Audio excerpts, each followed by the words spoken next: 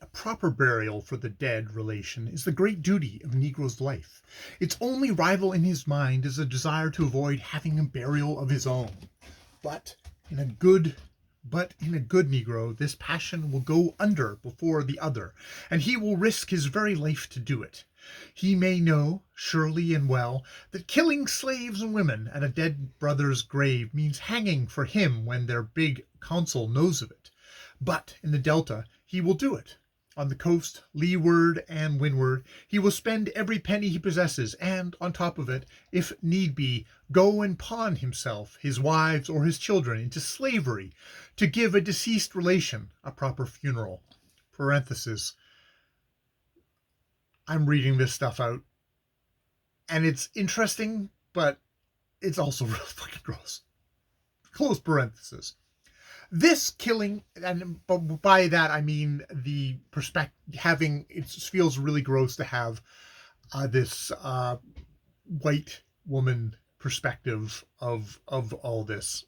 I don't know. I just felt that for some reason today I felt like the need of putting an interjection after doing hours now of reading this. I just felt like putting that in there, just for my own comfort levels, not for you obviously out there. Who are not there.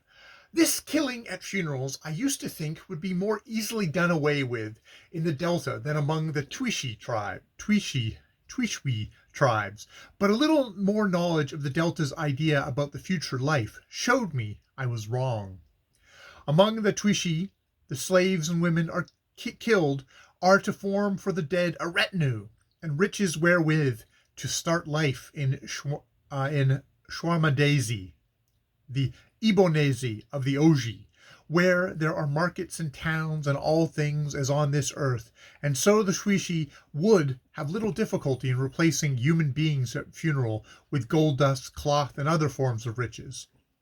And this is already done in districts under white influence. But in the Delta, there is no underworld to live in.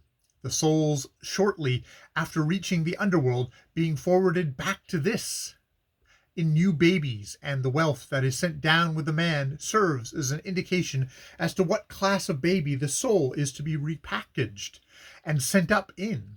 As wealth in the Delta consists of women and slaves, I do not believe the underworld gods of the Niger would understand the status of a chief who arrived before them, let us say, with 10 puncheons of palm oil and 400 yards of crimson figured velvet. They would say, "Oh, very good as far as it goes, but where is your real estate? The chances are you are only a trade slave boy and have stolen these things." And in consequence of this, killing at funerals will be a custom exceedingly difficult to stamp out in these regions. Try and imagine yourself how abhorrent it must be to send down a dear and honored relative to the danger of his being returned into this world shortly as a slave. There is no doubt a certain idea among the Negroes that some souls may get a rise in status on their next incarnation. You often hear a woman saying she will be a man next time, a slave he will be a free man, and so on. But how or why some souls obtain promotion, I have not yet sufficient evidence to show. I think a little more investigation will place this important point in my possession. I once said to a Calabar man, "But surely it would be easy for a man's friends to cheat. They could send down a chief's outfit with a man, though he were only a small man here." "No," said he, "the other souls would tell on him, and then he would get sent up as a dog or some beast as a punishment." My first conception of the prevalence of the incarnation idea was also gained from a Delta Negro. I said, "Why in the world do you throw away in the bush the bodies of your dead slaves? Where I have been, they are tie a string to the leg of a dead slave, and then bury him, bring the string to the top, and fix it to a peg, with the owner's name on it, and then when the owner dies, he has the slave again down below." "They be fool men," said he, and he went on to explain that the ghosts of that slave would almost immediately be back on earth again, growing up ready to work for someone else, and would not wait for its last owner's soul down below. And out of the luxuriant jungle of information that followed, I gathered that no man's soul dallies below long, and also that a soul returning to a family, a thing insured by certain jujus, was identified. The new babies, as they arrive in the family, are shown a selection of small articles belonging to a deceased member whose souls are still absent. The thing the child catches hold of identifies him. Why, he's Uncle John, see, he knows his own pipe. Or, that cousin's Emma, see, she knows her market calabash, and so on.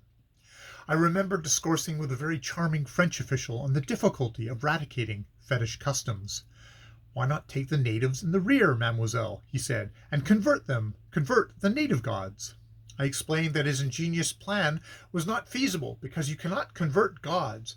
Even educating gods is hopeless work. All races of men through countless ages have been attempting to make their peculiar deities understand how they are wanted to work and what they are wanted to do, and the result is anything but encouraging.